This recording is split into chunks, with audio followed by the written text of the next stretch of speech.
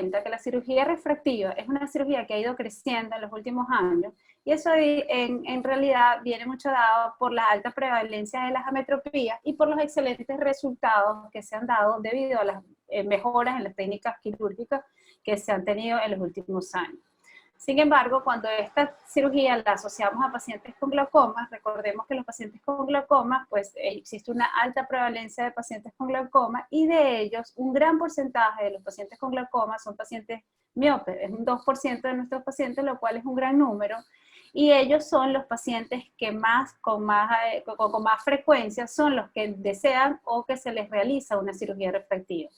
Entonces, realmente, este tema que podría sonar trillado, pues realmente ahorita, tomando en cuenta la alta frecuencia con la que podemos considerarlo en nuestra práctica diaria, pues nos resulta muy importante manejarlo como oftalmólogos. Para enfocar el tema, vamos a dividirlo básicamente en dos partes. En una primera parte, el diagnóstico de glaucoma en pacientes que ya tienen cirugía refractiva previa. Y en la segunda parte nos vamos a meter ya en la parte controversial, que es cuando hablamos de la cirugía refractiva en pacientes que ya tienen un diagnóstico de glaucoma manifiesto o realizado. ¿Okay? Entonces, ¿cuál es el principal problema que tenemos nosotros en el diagnóstico del paciente o en el seguimiento de los pacientes con glaucoma?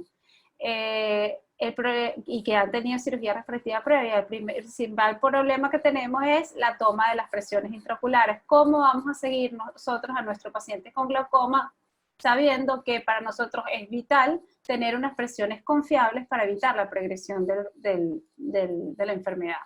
Tenemos diferentes tipos de tonómetros, tenemos tonómetros de contacto, tonómetros de no contacto. Sabemos que el Goldmann hoy en día es nuestro gold estándar, es lo que utilizamos de caballito de batalla en nuestra consultorio en el día a día. Sin embargo, contamos con otros tonómetros que también nos pueden ayudar en estos casos quizás un poco más complicados, por llamarlo así. Entonces, recordemos un poco nuestro gold estándar. Nuestro gold estándar es el tonómetro de aplanación de Goldmann, que fue descubierto por Goldmann y diseñado en 1952, y él responde a la ley de Iberfix, que no es más que nos habla de que la presión intraocular es directamente proporcional a la fuerza externa que nosotros estamos realizando y es inversamente proporcional a la superficie que se está aplanando. Entonces, si nosotros variamos esta superficie, pues es evidente que vamos a tener una alteración en la toma de nuestra presión intraocular.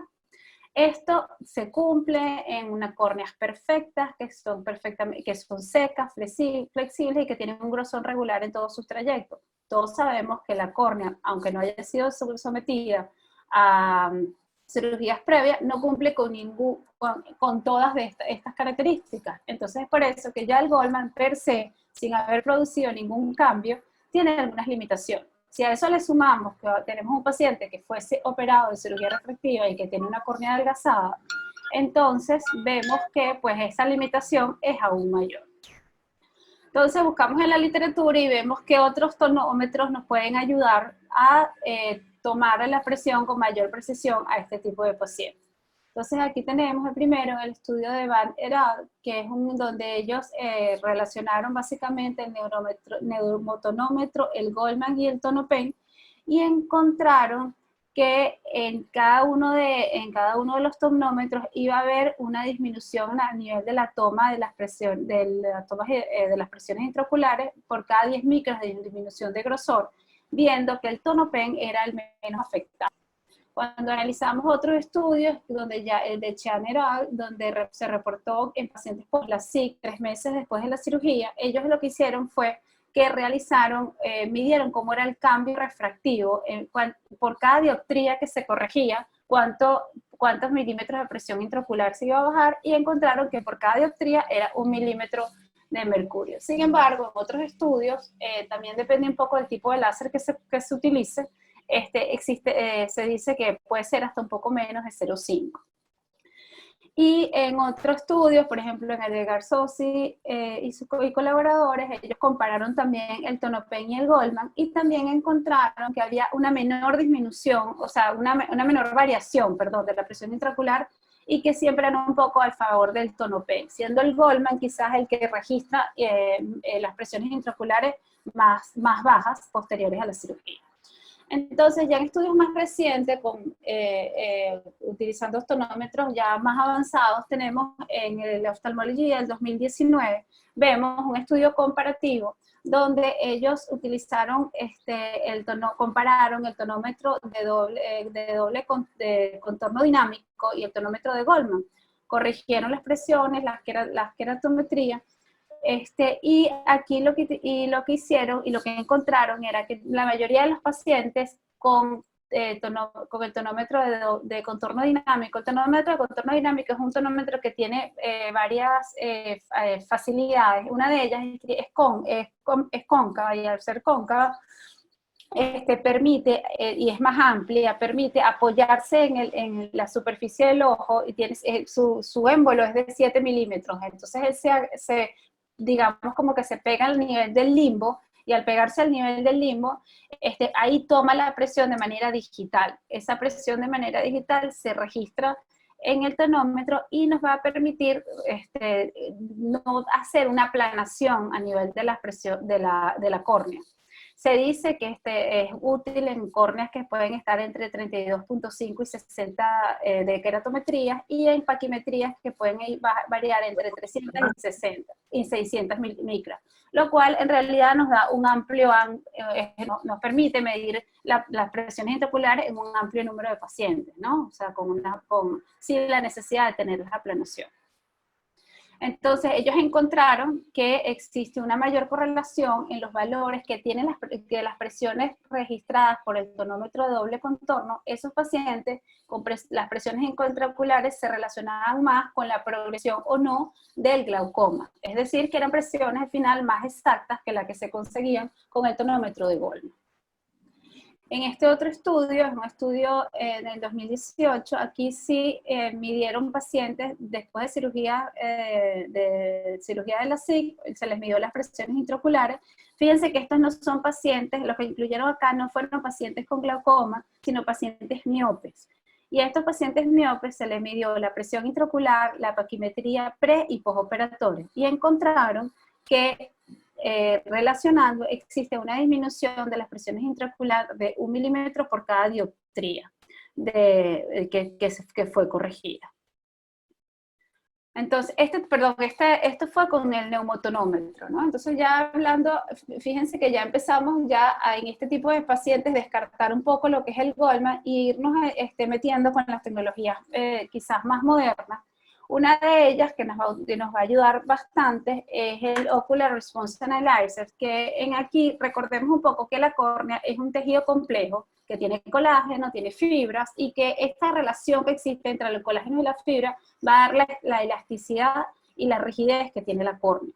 Entonces, con este aparato nos permite medir la biomecánica corneal. Esto no es más que un analizador de respuesta rápida que emite unos pulsos de aire de 20 milisegundos, y con él se observa, aquí vemos que el primer pico es el pico de aplanamiento, como el pico de indentación del aire en el momento del contacto con la córnea, y luego vemos un P2, que sería este segundo punto, que es la presión en el momento del regreso a su posición inicial. Es decir, él va a registrar los dos aplanamientos, el aplanamiento inicial y el aplanamiento al regresar a su posición inicial.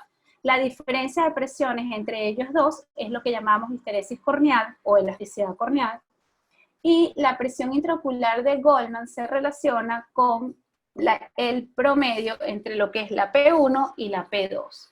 Entonces, basándonos en estos valores, tonómetro avanzado nos permite sacar otros valores un poco más complejos, como es la presiones intraoculares corregidas, que no es más que unas medidas empíricas que vienen dadas de datos de pacientes pre- y postoperados de la SIC, donde aquí lo que se busca es excluir el grosor corneal.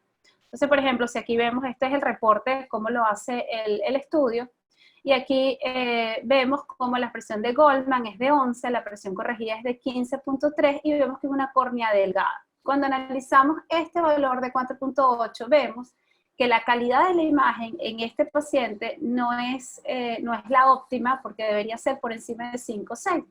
Sin embargo, pues nos da nos hace un indicio, ¿no? Eso es en el ojo derecho. En el ojo izquierdo sí tenemos una mejor calidad de imagen, pero sí se los traje para que pudiéramos ver que sí es importante, que a pesar de que es un estudio que se realiza muy rápido, muy sencillo, tiene que tener unas condiciones adecuadas.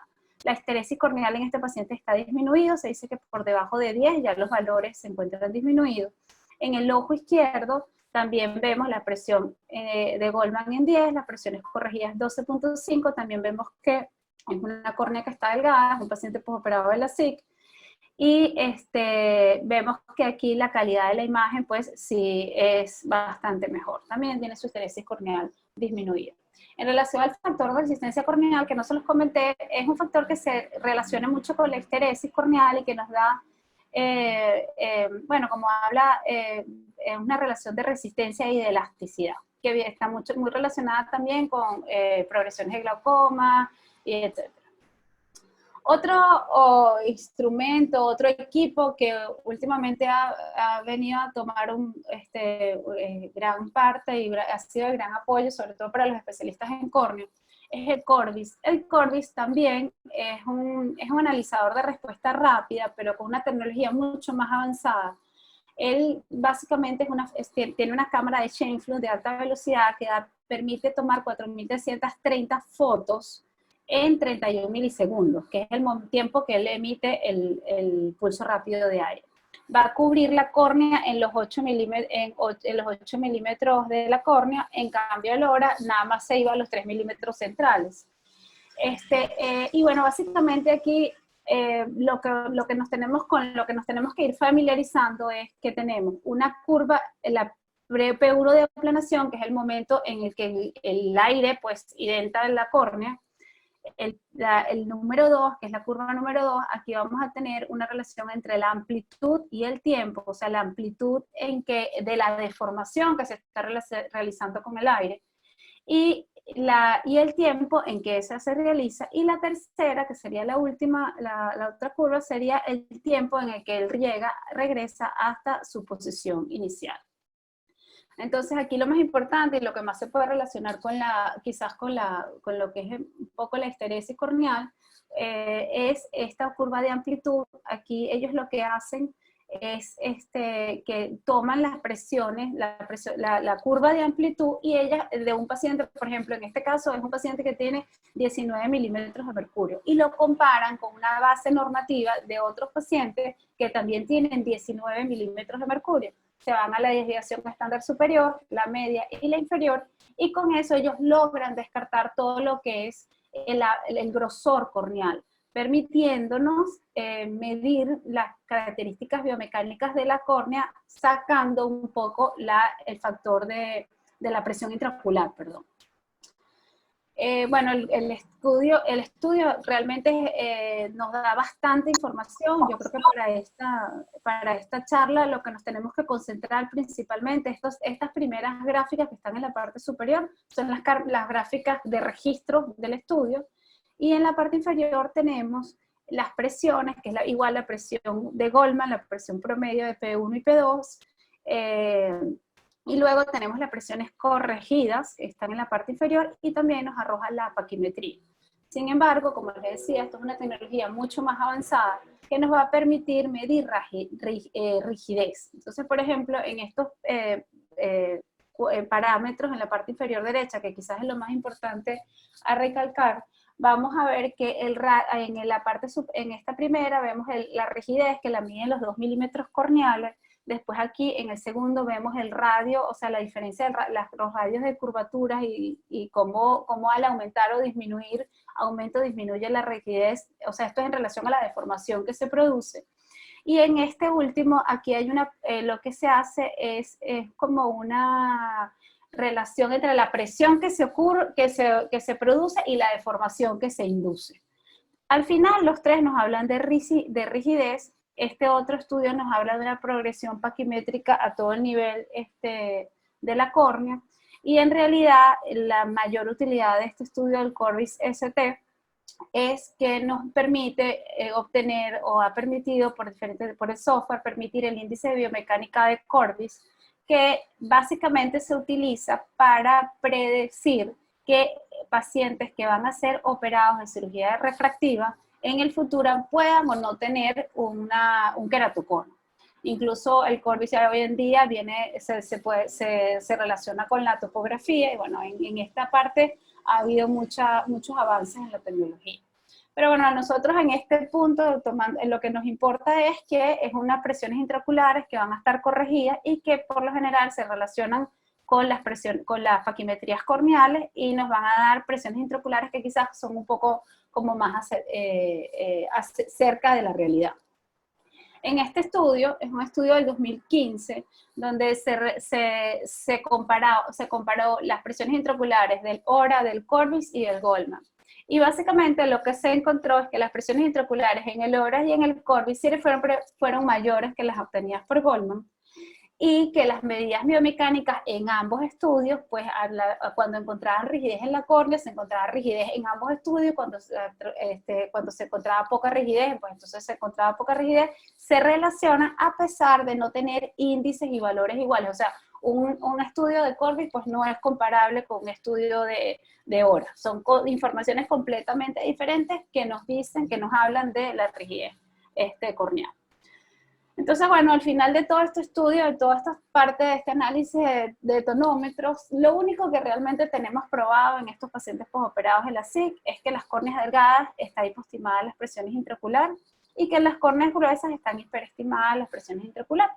Entonces, en estos pacientes es súper importante que no nos quedemos solamente con las tomas de las presiones intraoculares, y que nos apoyemos con exámenes complementarios, campos visuales 24-2, 10-2 en el caso que sea necesario, como lo hemos ido comentando a lo largo de estos webinars. El HRT, en el caso de que lo tengamos, es muy útil para evaluar el anillo neuroretiniano y el tamaño de la cabeza del nervio óptico.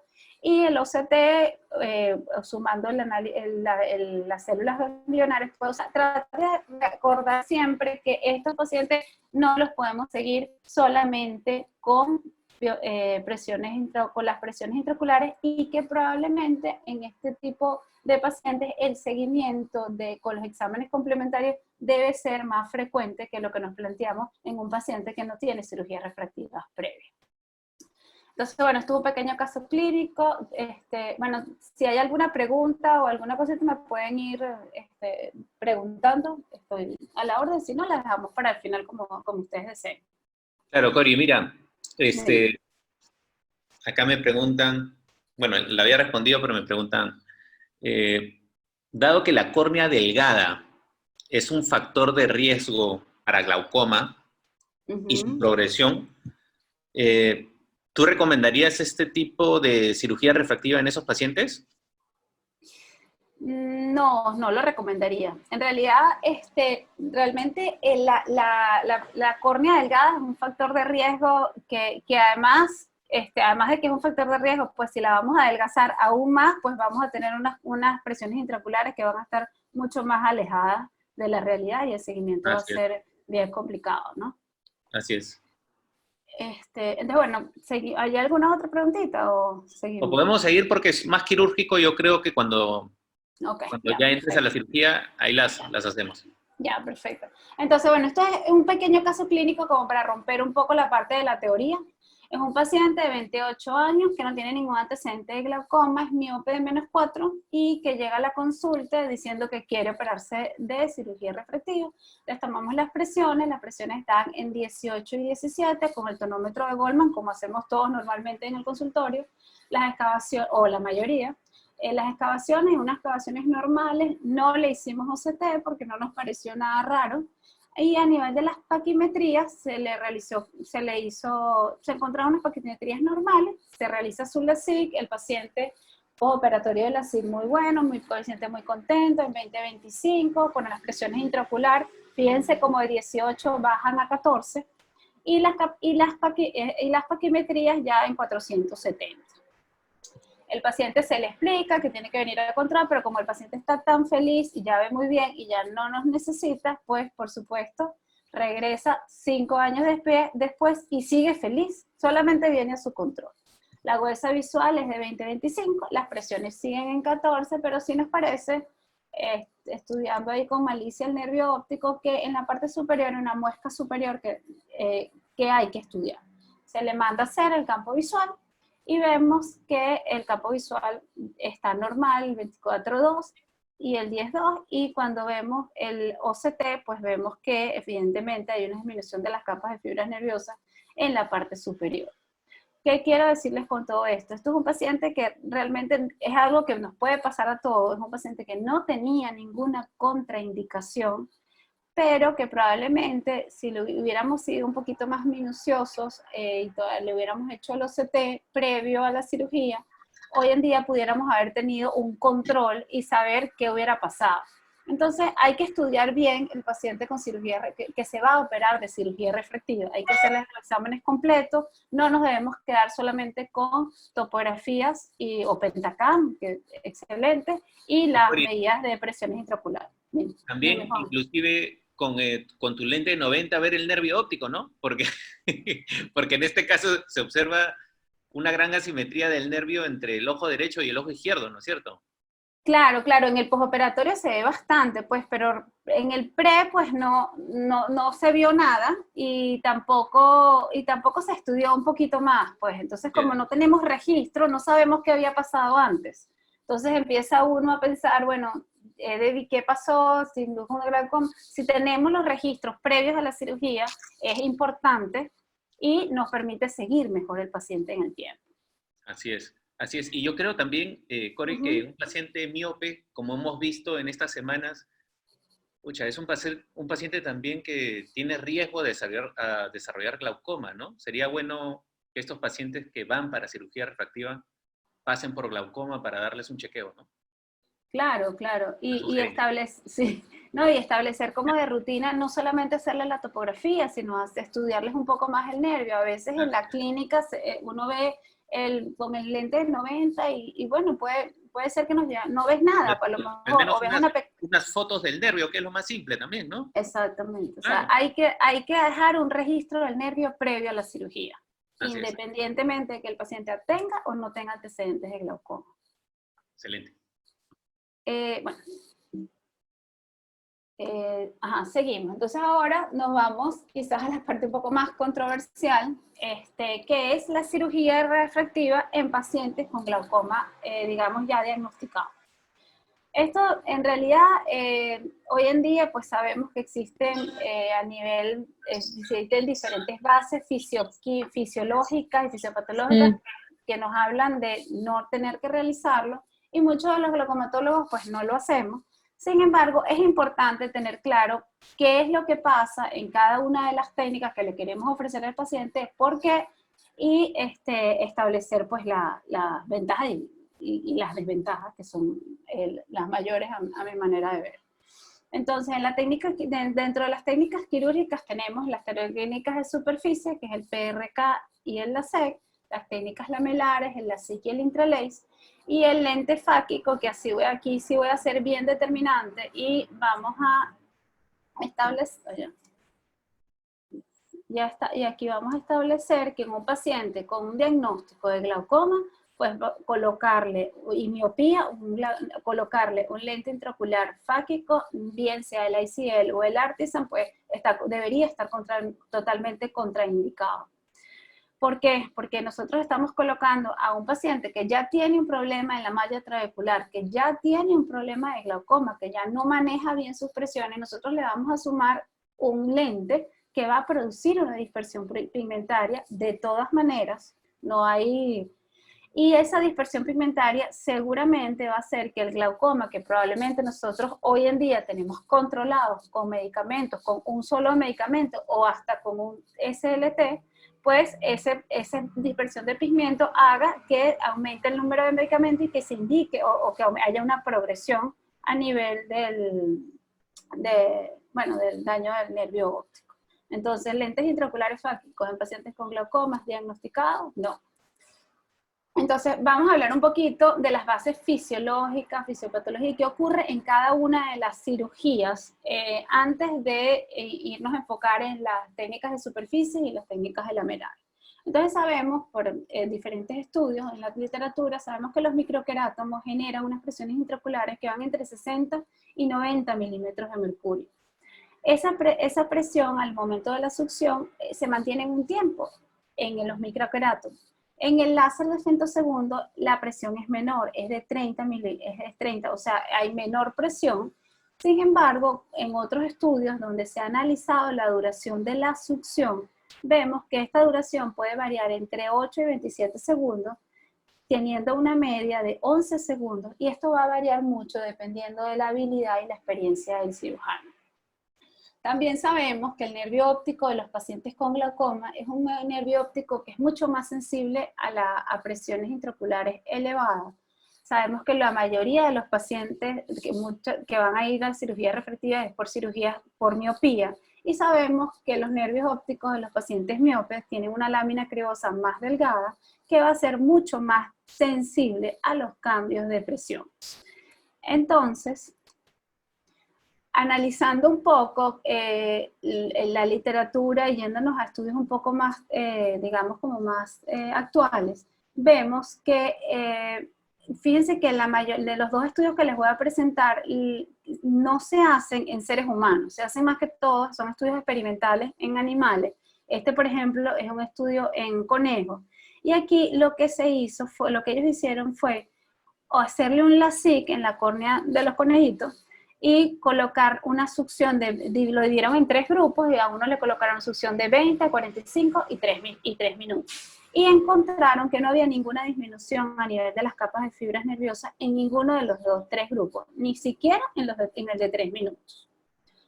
En otro estudio, donde ya aquí lo que se está estudiando también es un estudio experimental donde en cochinos o en chanchos, donde lo que quisieron medir fue el tiempo y las presiones intraoculares que tenían, a las que eran sometido el paciente con microquerátomo o con femtosegundo, y vieron que en el microquerátomo las presiones, el tiempo era menor, pero las presiones intraoculares son mayores, incluso mayores. Aquí en este estudio experimental vemos que incluso mayores a los que están en el ojo humano, lo que se registra en las presiones de los microquerátomos cuando se hace en seres humanos.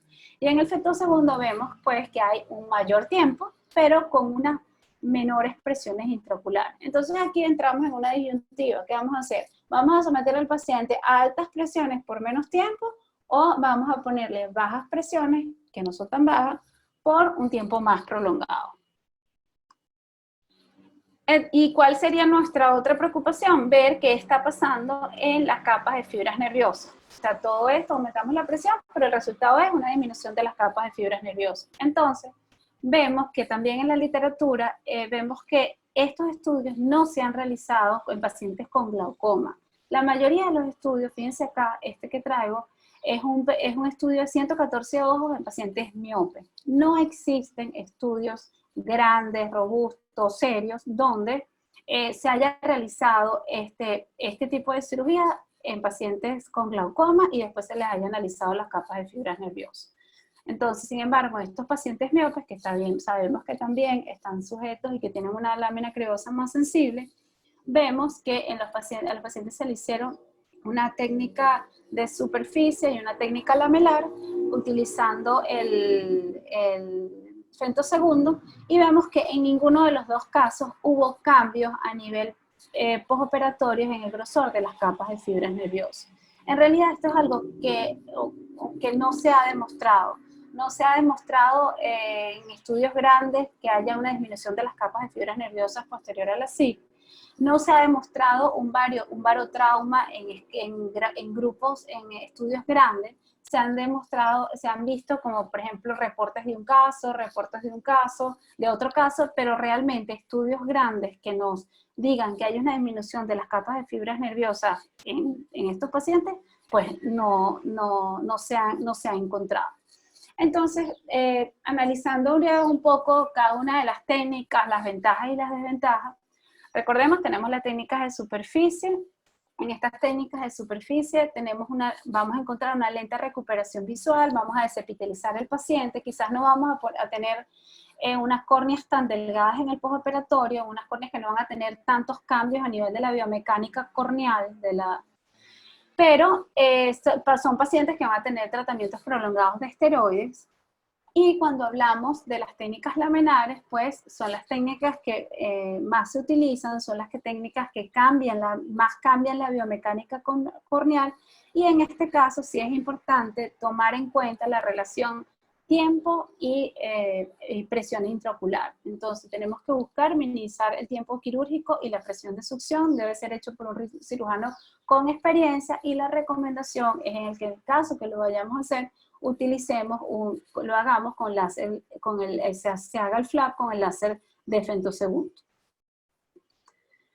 Entonces, todos estos pacientes, en general, todo paciente postoperado de la SIC, esto es ya como para terminar, todo paciente postoperado de la SIC tiene un postoperatorio. Dentro de su postoperatorio también podemos tener problemas de presiones intraoculares.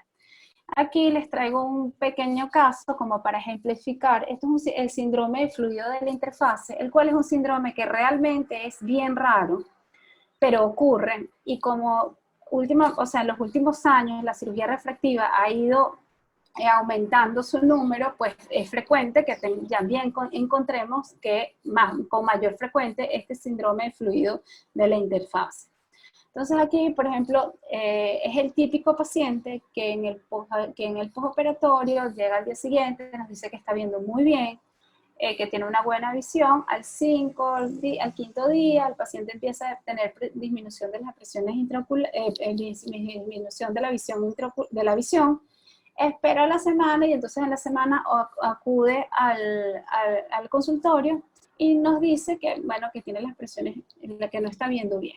Cuando lo vemos que hay las presiones, hacemos la tonometría por Goldman y vemos que las presiones están en 12, la del ojo derecho, la del ojo izquierdo tiene la presión en 10, y cuando lo vemos en la biomicroscopía, que quizás aquí es la clave del diagnóstico, vemos que en la parte anterior pues vemos una opacidad difusa en toda la interfase, pero si bien aquí vemos como hay una zona ópticamente vacía entre lo que uno considera el epitelio y el estroma anterior medio.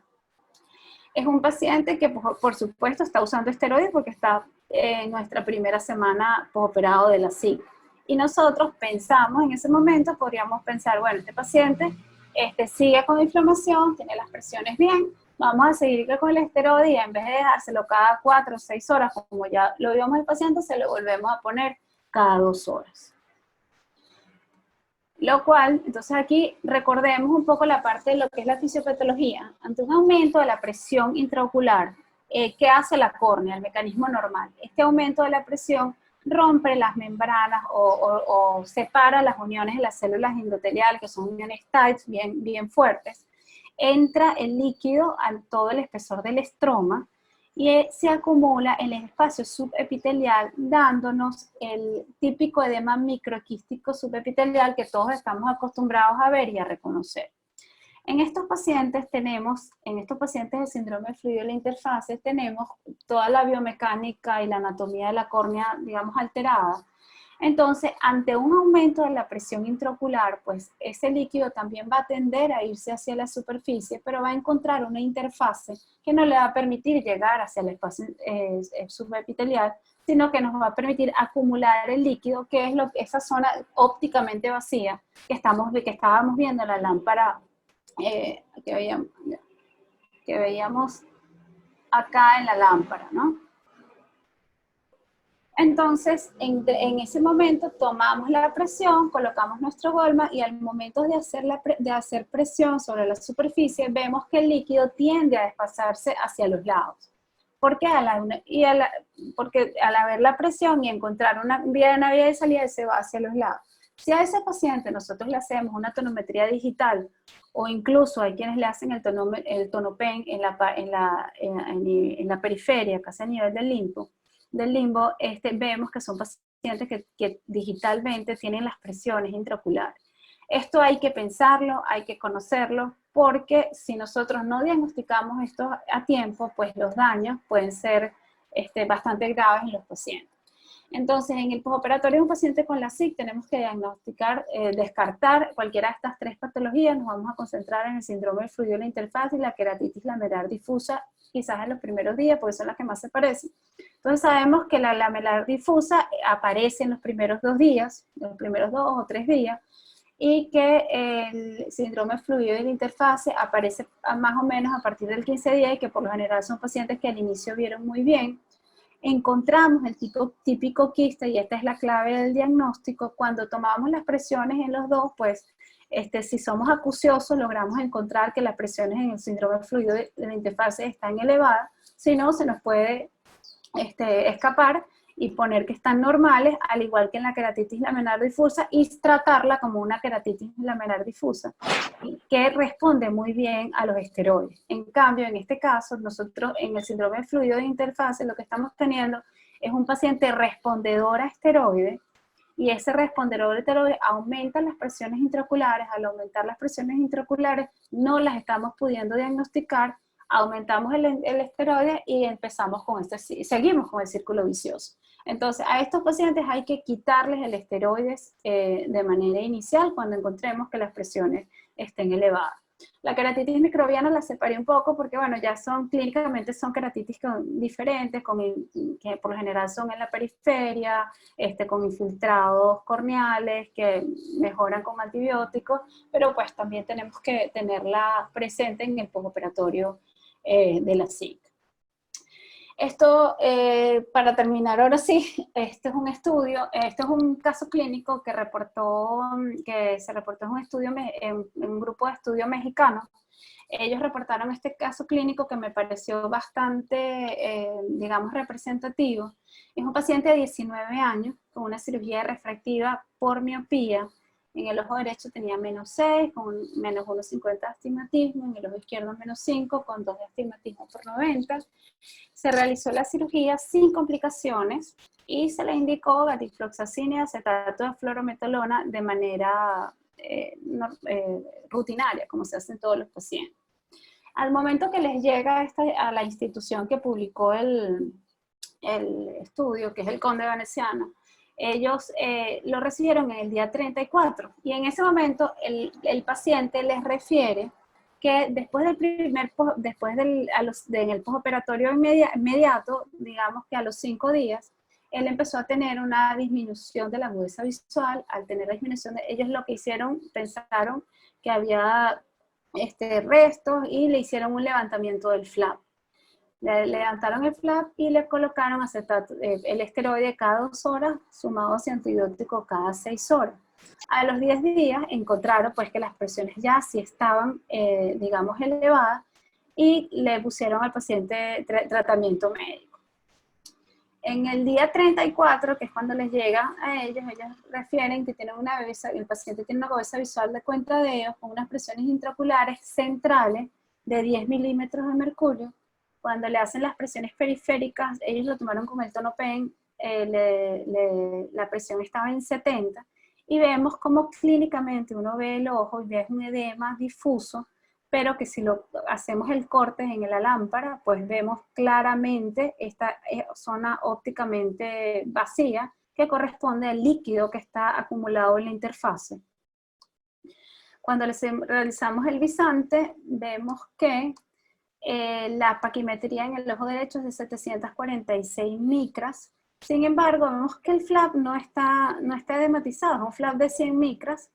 Y cuando vemos hay un espacio que está de 208 micras, que es el acúmulo de líquido que estamos viendo en la lámpara de hendidura. Lo mismo ocurre en el ojo izquierdo, donde es de 654, y tampoco vemos que hay un aumento en el grosor a nivel del flap corneal.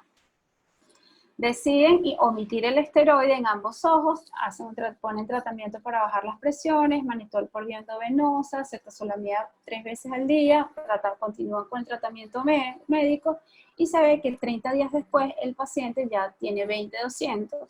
Las presiones intraoculares estaban en 10 a nivel central y 12 a nivel periférico. Vemos aquí como ya hay una evidente mejoría, sin embargo continúa un poco pues, el edema corneal. Acuérdense que también esto fue un paciente que le levantaron el flap y eso siempre queda como algunas lesiones, incluso son pacientes que tienden a tener crecimientos intraepiteliales, pero cuando le hacemos el guisante, pues vemos que el grosor y ya no hay acúmulo de líquido en la interfaz. Después de los 3 meses, el paciente evidentemente tiene una mejoría de la agudeza visual, las presiones están bien, pero cuando vemos el nervio óptico, es un nervio óptico que está en 0.9, pálido, y en el campo visual vemos un escotoma arcuato superior, es inferior, con una evidente, en ambos ojos, pues con un evidente glaucoma avanzado por haber tenido las presiones intraoculares elevadas por tanto tiempo. Pues en el postoperatorio, el segmento anterior bastante bien, aquí vemos unos crecimientos, y estos al año, hay crecimientos intraepiteliales, y a los 6 meses fue necesario colocarle un implante de AMET para controlarle las presiones. Con esto lo que les quiero decir, poniéndole este caso bien extremo, es que es algo que es bien raro, pero existe y no lo podemos dejar pasar. O sea, dejarlo pasar realmente va a tener repercusiones muy graves en nuestros pacientes. Entonces, ya para terminar, recordemos que este tema de la cirugía refractiva en pacientes con glaucoma es un tema bien controversial. En general, nosotros no lo realizamos, pero como esta charla hay que hacerla con mente amplia para los que están de acuerdo y para los que no están de acuerdo. En el caso de los pacientes, de los médicos que estén de acuerdo, es importante educar al paciente y explicarle que va a tener unos cambios biomecánicos en la córnea, que las presiones que se van a tomar en el postoperatorio están subregistrados, hay que tomar paquimetría, hay que estudiar nervio óptico, capas de fibras, campos visuales, hay que hacer gonioscopía en el paciente. Por supuesto, se puede considerar en glaucomas preperimétricos o iniciales, pero completamente contraindicado en los glaucomas moderados o avanzados. Y, por supuesto, durante el intraoperatorio, minimizar el tiempo de succión, anotar el tiempo de succión resulta útil. Y en el caso, hay algunos autores que recomiendan tomar la presión en el una semana antes de la cirugía y al mes después de la cirugía, como para tratar de establecer un factor de corrección. De manera de saber, en el preoperatorio tenía 18, en el postoperatorio tenía 14, este es un paciente que más o menos va a dejar una disminución de las presiones de 4 milímetros y con eso podernos ayudar, utilizar el esteroide el menor tiempo posible, hacer seguimiento de pacientes considerando la biomecánica y todos los estudios que hemos conversado. Y bueno, agradecerles mucho por su atención, espero les haya gustado y que sea útil, tengamos en cuenta que somos responsables del postoperatorio de los pacientes, que son pacientes crónicos, que los vamos a tener que estar viendo por mucho tiempo y que quisiéramos tener una bolita mágica para saber qué va a pasar en el futuro, pero bueno, lamentándolo mucho, pues no la tenemos. No sé si tienen alguna pregunta, Juan Carlos, Miguel. Excelente charla, muy buena revisión, porque es un tema súper controversial. Antes de las preguntas, Cori, ahí el doctor Alejandro Bolaños, un gran amigo, nos quiere... Hola, Juan Carlos. Hola, Alejandro. Un abrazo a la distancia. Un abrazo, compadre, un abrazo. Mira, dos detalles en la charla. Bueno, primero felicitar a la doctora, excelente charla. El detalle es, bueno, yo estuve haciendo una revisión ahorita, aprovechando mientras la doctora daba la charla, no encuentro yo evidencia, por ejemplo, en queratotomías radiadas, que el aplanamiento de la córnea que se sufre con este tipo de cirugías vaya a afectar la presión intraocular. Yo no sé si ustedes tienen alguna información al respecto. Y lo segundo era, pues, mencionar que la mejor cirugía refractiva que le podemos hacer a los pacientes que ya tienen diagnóstico de glaucoma es una cirugía catarata. Completamente de acuerdo. Sí, claro. Sí, doctor, completamente de acuerdo. Lo mejor que se le puede ofrecer, lo que pasa es que, claro, por lo general son pacientes jóvenes, miopes, entonces, bueno, hay que tratar tenemos el riesgo del desprendimiento de retina, entonces, bueno, aquí lo que tenemos es que hablar con nuestros pacientes, irlos educando y llevándolos a que pues, no es lo más conveniente. Por otro lado, lo que me decía de las queratotonías radiadas, o sea, en realidad no vi ningún estudio que me hablara de las variaciones, pero, o sea, pensando en las queratotonías radiadas, pues son córneas que por lo general no es que están adelgazadas, son córneas que por lo general tienden a estar un poco hasta edematizadas y hay una fluctuación, o sea, son córneas que tienden a moverse. Entonces, tomar la presión y ese tipo de córneas también es bien difícil. E incluso yo pienso que para incluso el tonómetro de el HORA o el Corbis, pues también tienen ciertas limitaciones por la fluctuación y la inestabilidad que se ofrece. No sé qué opinas tú. Incluso también, Cori, para el cálculo del lente intraocular, ¿no? Si vas a... Un dolor de cabeza. Sí. Es una córnea ya, pues, que está en nuestra contra. Claro. ¿No? Ya juega en nuestra contra ya todo el tiempo, ¿no? Entonces, en ese paciente, si hacen refractiva y no tiene glaucoma, yo creo que podría ser una buena opción un PRK de repente, ¿no? Si la medida es un poquito alta con un poquito de mito, de repente podría ser una buena opción, pero ya es una córnea, como te decía, que ya juega en nuestra contra para el seguimiento con glaucoma, ¿no? Y hacerle algo más a esa córnea, pucha, yo creo que para nuestro seguimiento sería algo mucho más difícil. Sí, sí, es complicado. Sí. Mirel, ¿estás por ahí? Acá estamos. ¿Te gustó alguna pregunta por ahí? Preguntan si con respecto al SMILE... Muy fuerte. Con respecto al SMILE, si hay cambios también de presión en el posoperatorio. Sí. Bueno, yo tengo... Es más, SMILE yo nunca he hecho, me parece que hace... Arturo hace bastante, de México. Lucho ha hecho algunos casos también. De todas maneras, quitas una zona en la córnea, ¿no? Claro, el problema ahí es que igual adelgazas la córnea. O sea, aunque no, sí, es como un poquito lo que pasa en el PRK, pues que quitas el epitelio, lo vuelves a poner igual, pero en realidad estás adelgazando un tejido que nos va a dar unas córneas, que al final pues nos va a dar unas presiones subregistradas, pues. Entonces, en realidad no es que esté, quizás es más, digamos, más conveniente que realizar el intralace o el LASIK, pero igual estás disminuyendo el grosor y lo tienes que considerar en los pacientes postoperados, que es como mi punto. O sea, lo que no podemos es, si lo vamos a hacer, pues tenemos que considerarlo. Y educar al paciente de que tiene esa condición. El paciente tiene que saber lo que tiene y ser él el responsable de este tipo de... Exacto.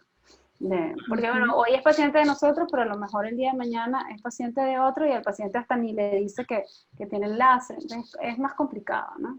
Sí, y me ha pasado también que les he dicho todas las contraindicaciones y aún así se quieren operar. Sí, se terminan operando. Sí, o sea, al final sucede, ¿no? Pero bueno, hay una pregunta yo revisé en SMILE y también subestima la presión. También, entonces, todos los procedimientos se subestiman. Entonces, ahí, como dice el doctor Juan Carlos, ¿no, ya perdimos. Exacto. ¿No? Así es. También tenemos, si nos puede repetir los valores de normalidad de hora, nos pregunta aquí la doctora. No, en realidad, bueno, con el hora, aquí, por ejemplo, el hora es o sea, las presiones, recordad que tenemos las presiones de Goldman y las presiones corregidas, y que en estos pacientes nos tenemos que medir, o sea, fijar más en las presiones corregidas, porque ya ahí estamos quitando la paquimetría. En relación a la histeresis, se dice que la histeresis corneal por debajo de 10 ya no es normal, y puede estar afectada en diferentes pacientes, por ejemplo, en pacientes miopes, puede estar afectada en pacientes con progresiones de glaucoma. Incluso se dice que por debajo, entre 10 y 8 es glaucomas leves, por debajo de 8, de entre 8 y 6 glaucomas moderados, y ya por debajo de 6 hay como ciertos estudios que te clasifican la progresión y el estadio del glaucoma dependiendo En realidad no es muy útil, pero sí, no es muy útil para clasificarlos, pero sí nos ayudan pues a establecer cómo está la elasticidad de la córnea, que sabemos que en un paciente de glaucoma pues está disminuida. Excelente. Mira, ahí tenemos el doctor Miguel Rioja, parece, Mirel, que quiere participar. Buenas tardes, Juan Ahí Carlos. está. Te habla el doctor Rioja de Trujillo, Perú, Iro. Hola, hola, ¿Cómo doctor. estás? ¿Qué tal? ¿Qué tal? Gusto estar aquí.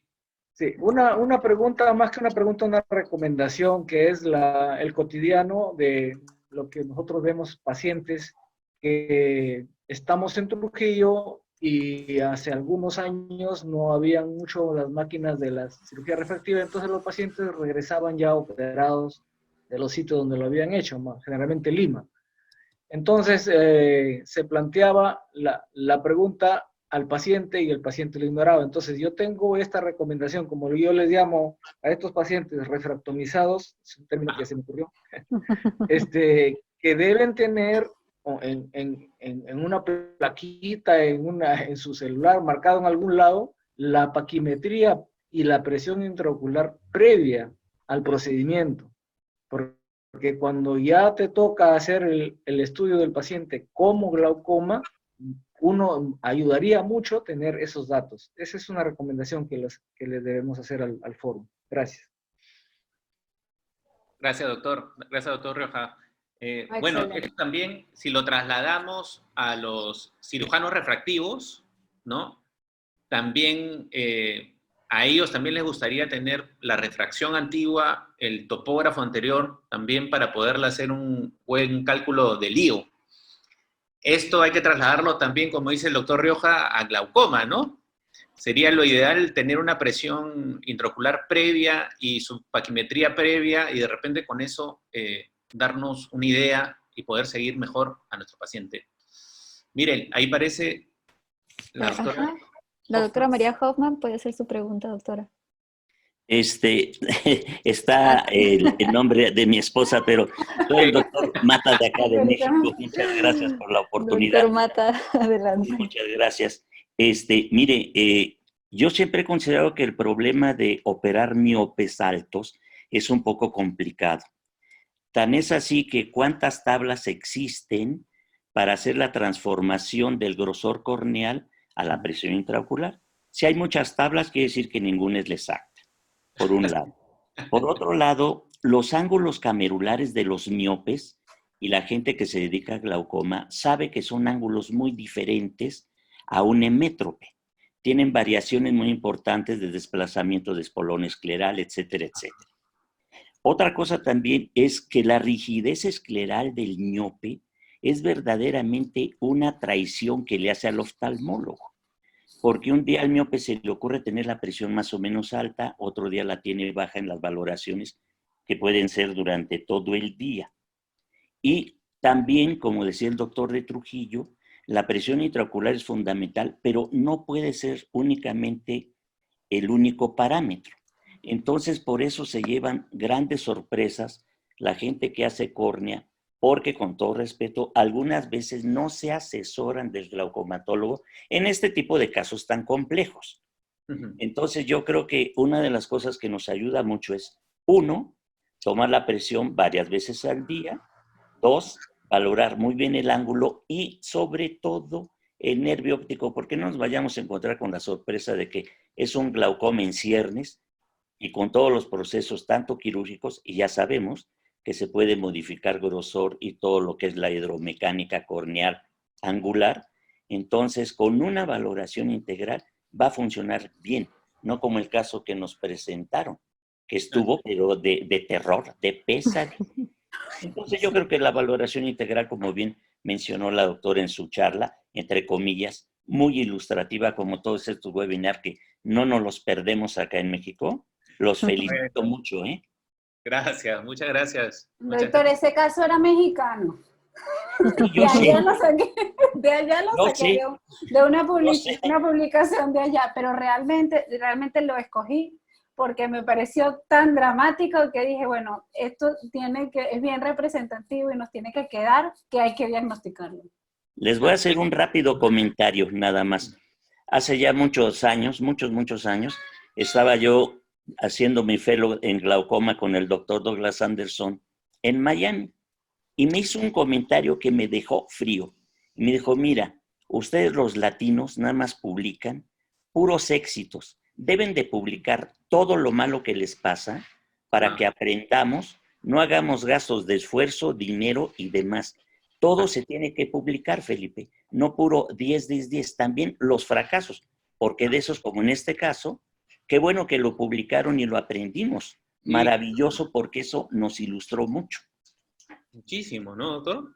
O sea, y ¿Mande? todo el mundo como que aprende, ¿no? Claro. Aprende a no hacerlo, así de simple. Exactamente. Bueno, doctor, gracias por participar. Excelente. No, hombre, gracias a ustedes y estamos al pendiente para el próximo lunes. No, mañana No, tenemos mañana. todos los días, ¿ah? Ah, mañana tenemos otra hora. ¿De qué es? De Manejo manejo de postoperatorio. postoperatorio. Perfecto. Sí, va a estar bueno. Ahí está. El doctor Dino Nateri. Doctor, bienvenido. Hola, Juan Carlos. ¿Cómo estás, doctora Corina? Excelente. Hola, ¿cómo su está? Muchas presentación. gracias. Las ¿Cómo está? felicito. Mira, quería solamente hacerte el comentario que nosotros venimos haciendo SMILE hace aproximadamente 2 años, ¿no? Ajá. Y el SMILE, al igual que otro tipo de cirugía refractiva como el ASI, como el PRK, son cirugías que extraen tejidos, que consumen tejido. Entonces, no está exento de tener que hacer correcciones en cuanto a la presión intraocular. Pero lo importante del SMILE, quizás cabe recalcar, es que cuando nosotros hacemos el docking para hacer el procedimiento, la elevación de la presión intraocular en el docking es de solamente aproximadamente 65 milímetros de mercurio. A diferencia de lo que puede suceder o que sucede con otro tipo de femtoláseres, como por ejemplo para hacer el flap, o del mismo LASIK, cuando usamos el microquerátomo, donde tenemos elevaciones intraoculares que pueden sobrepasar 120, 130, 160 milímetros de mercurio para poder hacer o preparar el flap, ¿no? Eso es más o menos lo que quiero comunicarles, de tal manera que quizás en glaucomas no muy avanzados, en glaucomas incipientes o en pacientes con hipertensión ocular, en los cuales ya sepamos cómo podemos controlar la presión ocular, el SMILE podría ser una posibilidad. Nada más, Juan Carlos, nuevamente para felicitarlos, están excelentes. Gracias, doctor. Yo los sigo desde el primer día que empezaron estos webinars. Gracias. Gracias, doctor. Gracias. Gracias, doctor. No, y también para comentarle, y bueno, para comentar con todos, ¿no, doctor? Yo creo que si estamos con un paciente de glaucoma y le estamos dando tratamiento, se nos pasaría por la mente poner a ese paciente a una presión de 60 milímetros de mercurio. Claro, hay que tomarlo muy en cuenta. Claro, o sea, sí. Un paciente que tiene un nervio bastante aceptable, que de repente no tiene casi un defecto, digamos, que no tiene defecto en el campo visual, que es perimétrico, ¿no? Que no tiene mucho defecto visual, pues quizás no nos animamos, no es nuestra regla. No solemos operar glaucomas, pacientes glaucomatosos. Pero como tú bien has dicho, hay muchos pacientes que están, digamos, al acecho. Tratando de que les hagas el procedimiento sí o sí. Exacto, sí, sucede. Sí. Mire,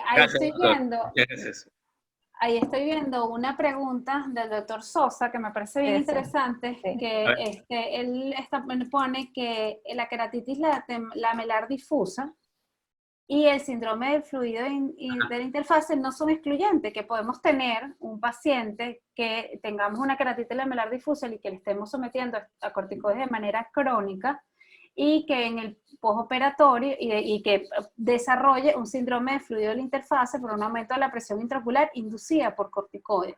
Yo creo que me faltó ahí decir un poco que el síndrome de fluido de la interfase, a pesar de que está escrito los primeros 7, 10 días posteriores a la cirugía, es un síndrome que se puede encontrar en cualquier paciente postoperado de la SIC, al año, a los 2 años, o sea, ya el hecho de haber cambiado la anatomía y haber tenido dejar esa interfase ahí, o sea, hay una predisposición a que puede aparecer. O sea, que no solamente lo pensemos en pacientes en un postoperatorio mediato, pues. Claro. Y por ahí había otra, de la doctora Consuelo, que nos ponía que el síndrome del fluido de la interfase si tiene algún factor de riesgo. Yo estuve buscando y realmente no hay ningún factor de riesgo demostrado más que el cambio anatómico que se está colocando. El único sería que fuera un paciente respondedor a corticoides, que sabemos que los pacientes miopes y los pacientes con glaucomas tienen una mayor probabilidad de responder a corticoides que el resto de la población. Entonces, bueno, esa podría ser un factor de riesgo, ser respondedor a corticoides, miope y con glaucoma. Claro, hay una pregunta también, o un comentario que me parece súper interesante, ¿no? En estos casos, en ese caso que mostraste de este paciente que se fue a MM, ¿no? Por presiones elevadas, ¿no? Córnea edematosa. Pero ¿qué pasa si no tenemos el ICER, si no tenemos estos tipos de tonómetro, como el tonopen también? ¿Qué podemos hacer, no? Exacto. O sea... Claro, sí.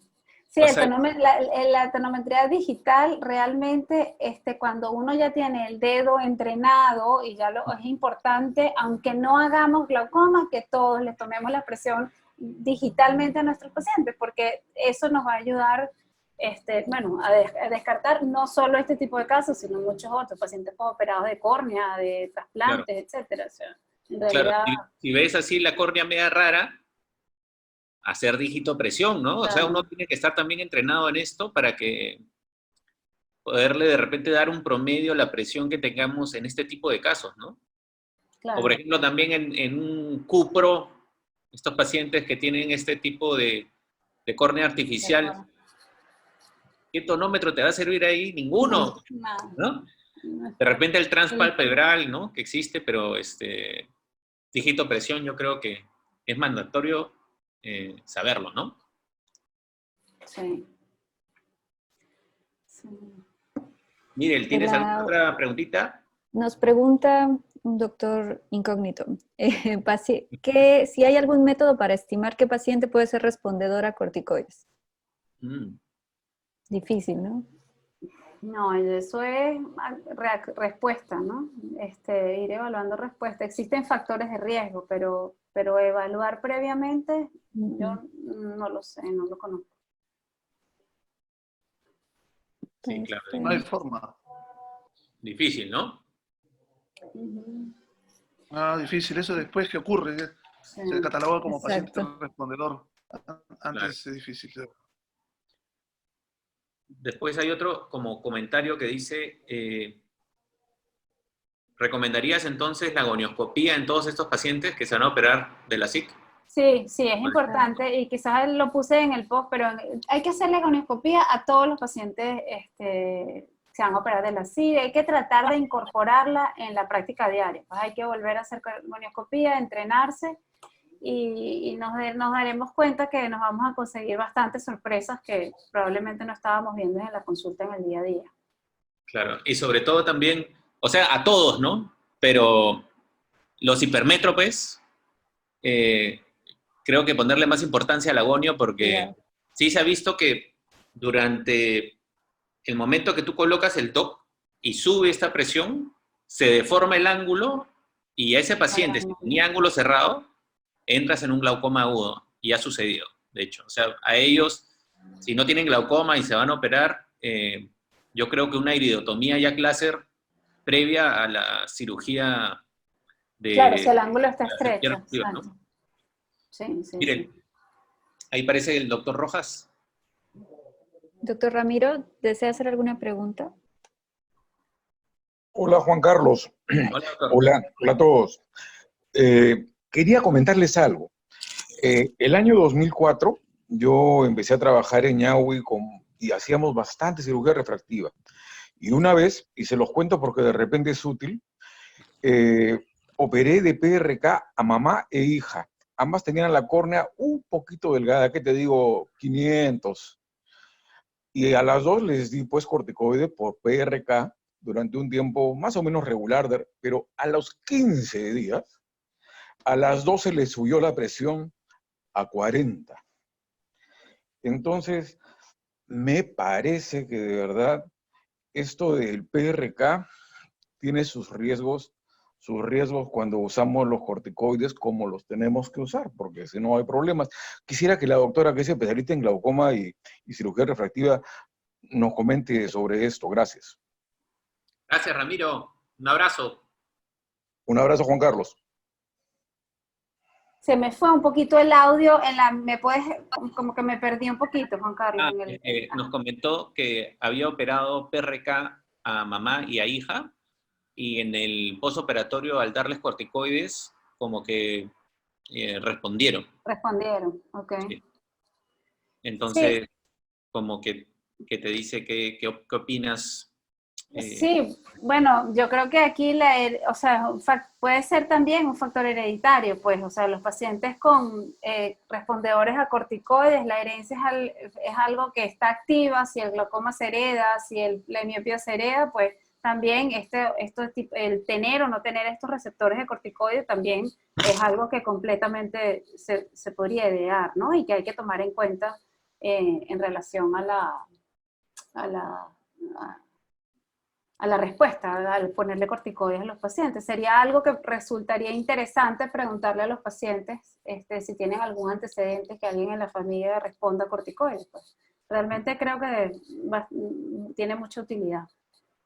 Así es, así es. Ya Sí, bueno, para... esto nos Ajá. pasa en pacientes operados de SLT, ¿no? Es por esa razón que no damos corticoides a ellos, porque la mayoría podría responder, ¿no? A ver, Mirel. Así es. Ya como, esta es la última pregunta, pero nos ayuda como a cerrar un poquito el tema. Pregunta el doctor José Augusto Catalán que si la miopía es un factor de riesgo en glaucoma, entonces, ¿cuántas dioptrías de miopía un paciente podría operarse de cirugía refractiva?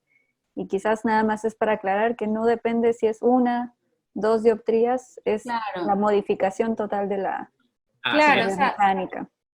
Claro, en realidad si es 1 o 2 dioptrías, pues probablemente vamos a modificar y adelgazar menos. Pero en realidad estamos modificando claro, probablemente hay menor variación a la toma de la presión intraocular, la córnea va a quedar menos delgada, las presiones a lo mejor son más cercanas a las que existen en la realidad, pero en todos los pacientes, al tocar y ponerle un láser, estamos modificando.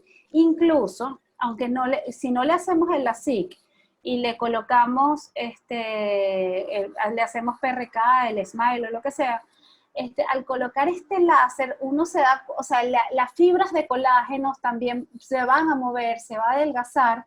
Incluso sería interesante, por ejemplo, ver vamos a ver que la estereosis va a variar en este tipo de pacientes. Entonces, no es un tema de cuántas dioptrías, sino de cambios a nivel de la biomecánica y considerarlo definitivamente en todos los pacientes que estén operados o que posiblemente pensemos en operar.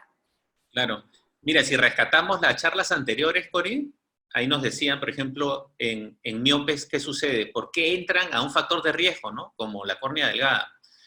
Uno de ellos es el grosor de la lámina cribosa, que lo normal es más o menos cerca a 500 micras, y el paciente con glaucoma, por ejemplo, está en 200. El paciente solamente miope sin glaucoma, también en 200. O sea, se compara mucho con esta lámina cribosa con la de un glaucoma. Y si el miope ya tiene glaucoma, se va a 77 micras. Entonces, esa lámina cribosa no nos está protegiendo en nada con la gradiente de presión, ¿no? Subiría mucho la gradiente de presión y por dentro yo creo que nos haría bastante daño. Fuera de eso, longitudes axiales arriba de 26, factor de riesgo, ¿no? Miopes arriba de 6, discos ópticos largos, también nos hace pues que entremos a este grupo de riesgo, hace que esta miopía entre a estos factores de riesgo para unirlos y dar con el diagnóstico de glaucoma, ¿no? Sí, no, excelente. Sí, claro, Juanca. también María. ¿Gustavo? Juanca. Hola. Sí, quizás hace mucho tiempo vi una tesis del doctor Bernoulli, César Bernoulli, el cual él proponía que en los pacientes operados de cirugía refractiva, así como cuando entregamos una tarjetita con el número de lente cuando operamos de catarata, deberíamos entregarle una información al paciente de cuál era su paquimetría previa a la cirugía y cuántas micras se ablacionaron, porque al final de cuentas el paciente se olvida, ni siquiera se acuerda cuándo tenía miopía ni nada, y cuando en el postoperatorio o en el tiempo uno lo evalúa, justamente tiene dificultades para poder saber cómo era esa córnea originalmente, ¿no? Entonces una cosa importante sería también empezar un poco cuando hacemos cirugía refractiva, a darles esa información al paciente que la conserven. Lo otro es, concurro con un colega, no recuerdo su apellido, pero vi en el chat, que cuando finalmente nosotros decidimos operar de cirugía refractiva a un paciente, debemos de hacer completo su estudio, ¿no? O sea, todo. Pero Gustavo, yo creo que hay que recalcar que si el paciente decide, ¿no? Porque nosotros decimos que no, ¿ah? Claro. Eso es muy cierto. En la realidad, la mayoría de los médicos que hacemos glaucoma vamos a tratar de evitar llegar a una cirugía refractiva. Pero lo que Juan Carlos dice es cierto, a veces el paciente está ahí, dale, y es un paciente como el paciente del primer caso que nos mostró Corina hoy día, ¿no? Que aparentemente no tenía mayor factor de riesgo, ¿no? Pero si, como decías tú, es miope, tiene algún antecedente familiares de glaucoma, la mamá, el papá, en fin, hay algún examen medio una escopa sospechosa o en el límite, y si finalmente nos insiste y uno realiza la cirugía, debemos de tener un estudio basal, retinografía, campimetría, polimetría, tomografía, todo, porque no sabemos en el tiempo qué va a ocurrir con este paciente. Y eso va a ser extremadamente útil si en el futuro el paciente realmente hace un signo claro de sospecha de glaucoma, porque vamos a poder evidenciar el cambio del antes con el después, y esa va a ser nuestra mejor arma. Entonces yo creo que esa es otra de las conclusiones que quería quedar, ¿no? O sea, al final le cuenta, tú nos convence, bueno, flaco, pero hay que hacer el estudio completo. Claro. Acá justo el doctor también, Oscar Gallón Rubín. Sí, no me tocó el apellido. Bueno, el profesor de todos nosotros en Venezuela, lo tengo que aprovechar y decirlo que realmente excelente profesor de glaucoma, súper bueno. Te manda muchos saludos y él nos dice, pues, ¿no? También lo que dice Gustavo es a estos pacientes si se van a operar, ¿no? Conioscopía, evaluación del nervio óptico, aunque sea con fotos, ¿no? Aunque sea, ya. Bueno, OCT, campo visual. Dibujo, hermano, dibujo. Sí, claro. Aunque sea, ¿no? Entonces, yo creo que es súper importante esto, rescatar que si se operan se tiene que hacer todos los exámenes previos, si no, no hay otra, ¿no? Sí, mira, yo, parece gracioso, pero cuando hice el fellow, a mí me hacían dibujar los nervios ópticos de todos los pacientes. Imagínate la cantidad de pacientes. Sí, y es una práctica que la adquirí. Y yo lo hago, ahora un poco menos, pero siempre intento hacerlo. Y a veces veo mi consulta a pacientes que, bueno, ya después pues, tuvimos un retinógrafo y todo lo demás, ¿no? Pero a veces veo mi consulta a pacientes de 10, 12, 15 años atrás y están mi dibujo del nervio óptico. Y yo hago un dibujo óptico ahora y realmente uno puede encontrar las diferencias. Entonces, un buen ejemplo, un buen ejercicio es acostumbrarnos a hacer nuestro dibujito de nervio óptico de la forma con entusiasta posible, por supuesto. Si no tenemos retinógrafos. Claro, sí, evidentemente no tenemos la tecnología, pues hacemos la que tenemos, que es dejarlo registrado imaginológicamente con nuestro dibujo. Este es el punto, el registro, como dice Corina. El registro yo creo que es... A nivel, por ejemplo, muchos de los hospitales. Sí, eso, incluso para el seguimiento con glaucoma, o sea, no tiene que ser un paciente que se va a operar de cirugía refractiva. Y también para protegernos. Claro, estamos hablando del paciente de glaucoma en general. ¿Perdón? Pero también para protegernos, ¿no? Porque ese paciente, Gustavo, va a ver... Lógico. Se aparece en tu consultorio, ahí Mirel, después de su cirugía refractiva del 2015. Regresa con presiones altas, que tengo esto, ¿qué le dices si no tienes ningún examen? Claro, claro, hay que hacer los exámenes. ¿Sí? Claro. Sí, sí. Un poco por eso siempre todo paciente que entra en sospecha lo tengo escaneado en forma completa, todo. Claro, le puedes decir, no, sí sabía, pero no te mandé exámenes. A ver. Claro, no. Pero es que muchas veces, aunque no tengamos sospechas, si lo vamos a operar, es importante registrarlo. Y hay que, si se puede hacer exámenes, pues hacerle los exámenes. Así es. Claro, lo que pasa es que a un paciente de glaucoma le haces todo, pero un paciente que no viene por la consulta de glaucoma, no necesariamente le haces todo eso. Pero si ese paciente se convierte en un paciente que vas a operar de cirugía refractiva, ¿no? Ahí, bueno, las cosas cambian, es el punto de lo que hablamos, ¿no? Así es. Hay que...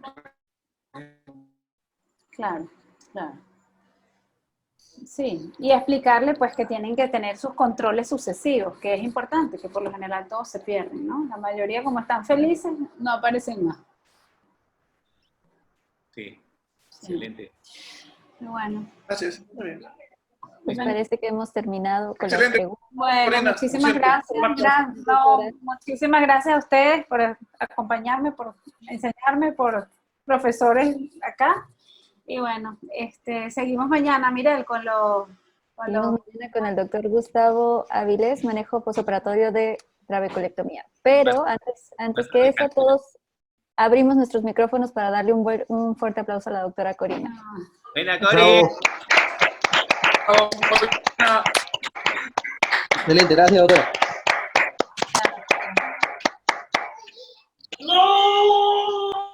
Sí. Ya estaba desesperado. No, ya se acabó a lavar los trastes. Ahora sí, voy a cocinar. Muchas gracias a todos. Bueno, un abrazo, nos vemos mañana. Nos vemos mañana, excelente. Cuídense, un abrazo a todos. Gracias por seguir. Mañana 11:30, nos vemos. Ha resucitado, Juanca. Un abrazo. Chao, un abrazo.